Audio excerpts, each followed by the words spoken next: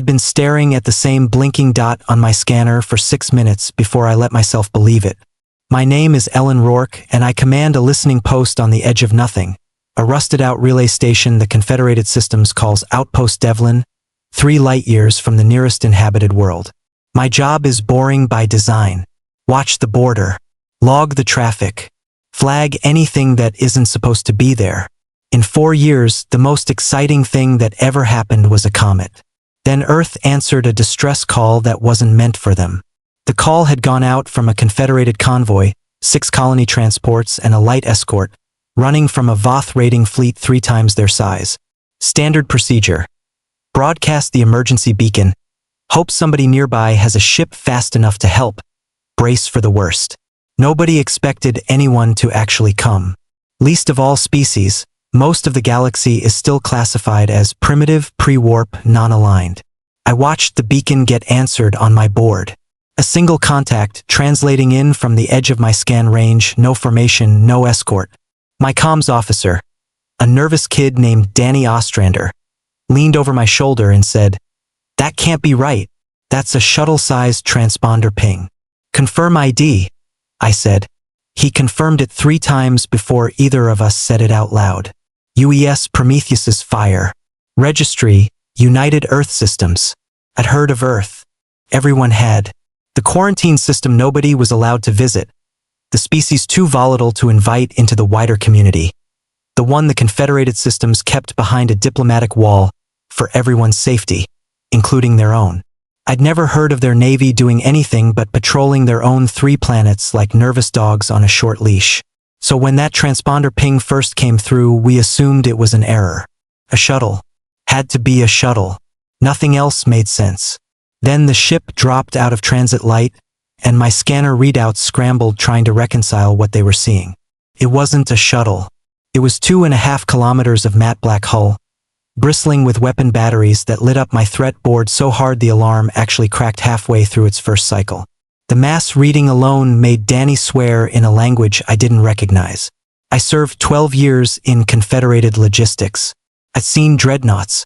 I'd seen the Voth's flagship-class raiders that had, up until that exact moment, been the largest hostile vessels I'd ever personally tracked.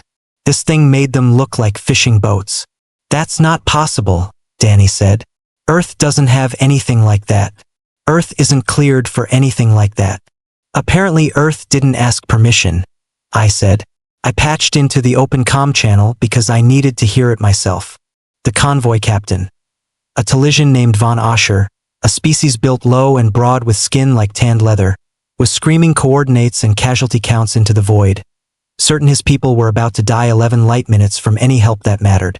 Then a voice cut through the chaos. Calm, almost bored. Male, mid-30s by the sound of it, with a flat Midwestern American accent that didn't belong anywhere near a war zone. "Convoy Command, this is Captain Aaron Whitfield, UES Prometheus's fire. We copy your distress call. Sit tight. This won't take long." That was it. No fleet numbers exchanged, no tactical briefing, no request for support.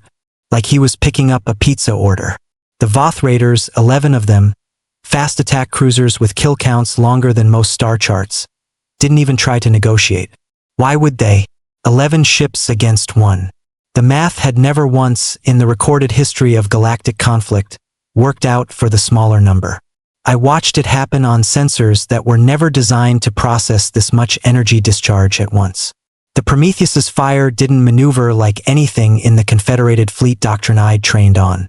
It didn't circle, didn't feint, didn't play the careful chess game every captain I'd ever served under had drilled into me. It went in a straight line. Directly at the center of the Voth formation, weapons were already firing before it was even in what I'd call effective range.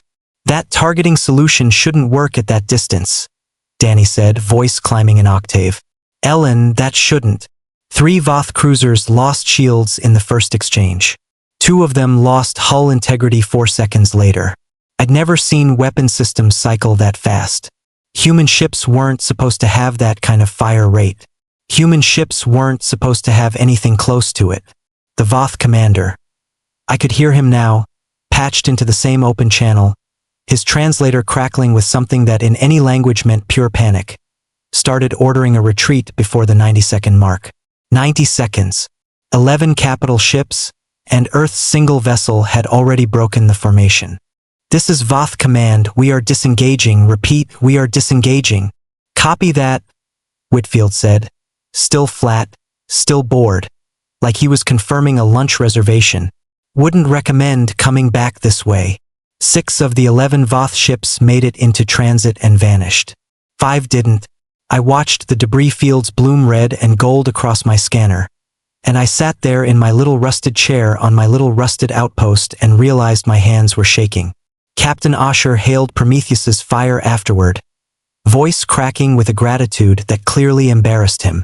Captain Whitfield, we owe you our convoy, our people, everything. I don't understand. Your species isn't even cleared for. How did you? Whitfield cut him off, gentle but firm. Ma'am, with respect, you're welcome. But my orders are pretty simple.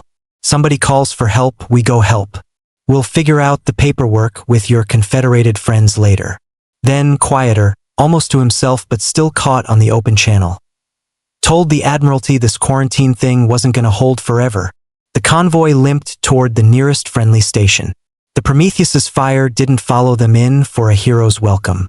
It just turned, unhurried, and slid back into the transit light the way it came, like a beat cop finishing a call and heading back to patrol. I filed my report that night with hands that still hadn't fully stopped shaking. I've drafted 100 routine logs in my career. This wasn't one of them. I wrote down everything, the mass readings, the weapon signatures, the timeline that didn't make sense no matter how many times I ran it back. Somewhere in the Confederated System's command structure, people are going to lose sleep over what I saw today. The quarantine wall around Earth was supposed to be a kindness, a way of keeping a volatile species contained until they were ready for the wider galaxy. Nobody ever stopped to ask what would happen if Earth decided the wall wasn't really theirs to keep. I think about Danny's face when the readings come in. I think about Osher's voice cracking on the comm mostly, though I think about a man named Aaron Whitfield, flying 2.5 kilometers of American steel straight into 11 warships like it was a Tuesday, because somebody somewhere had asked for help. We expected a shuttle. We got humanity's answer instead.